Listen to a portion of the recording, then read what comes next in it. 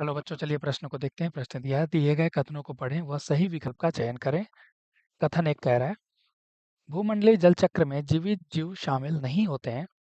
कथन दो कह रहा है, इस चक्र में जल जलमंडल और वायुमंडल यानी वातावरण के बीच परिवहन करता है। विकल्प हमारे पास दिए हैं, कथन एक व दो दोनों सही हैं। विकल्प बी, कथन दो सही और कथन एक गलत है। विकल्प सी, कथन एक सही और कथन दो गलत है। विकल्प डी, कथन एक व दो दोनों गलत हैं। तो आइए इस प्रश्न की मुख्य अवधारणा को समझते हैं। मुख्य अवधारणा, इस प्रश्न की मुख्य अवधारणा जो है, यह जल चक्र से संबंधित है। जल चक्र से संबंधित है। तो आइए इसे समझने का प्रयास करते हैं।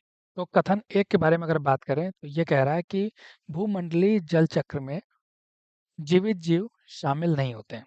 अब भूमंडलीय जल चक्र में होता क्या है, अगर हम बात करें किसी जल स्रोत की, जल स्रोत, ये नदी हो सकता है, तालाब हो सकता है, कुछ भी हो सकता है। तो यहाँ पे हम देखेंगे कि यहाँ से जल का क्या हो रहा है, वाष्पीकरण हो रहा है। वाष्पीकरण हो रहा है, जल का वाष्पीकरण हो रहा है। तो यहाँ पे क्या देखा गया, भूमंडलीय जल चक्र में जीवित जीव शामिल नहीं होते हैं। और ये वाष्पीकरण होने के बाद फिर से वर्षा के जल के रूप में फिर से वापस धरती पे आते हैं। तो यहाँ पे हमने देखा किसी भी तरह की यहाँ पे जीव सम्मिलित नहीं है। तो कथन एक बिल्कुल सही बात कह रहा है।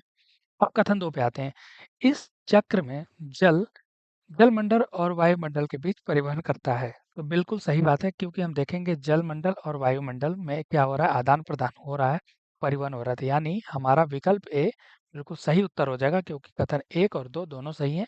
बाकी विकल्प यहाँ पे गलत हो जाते हैं। आशा करते हैं इस प्रश्न का उत्तर आपको समझ में आया होगा। धन्यवाद।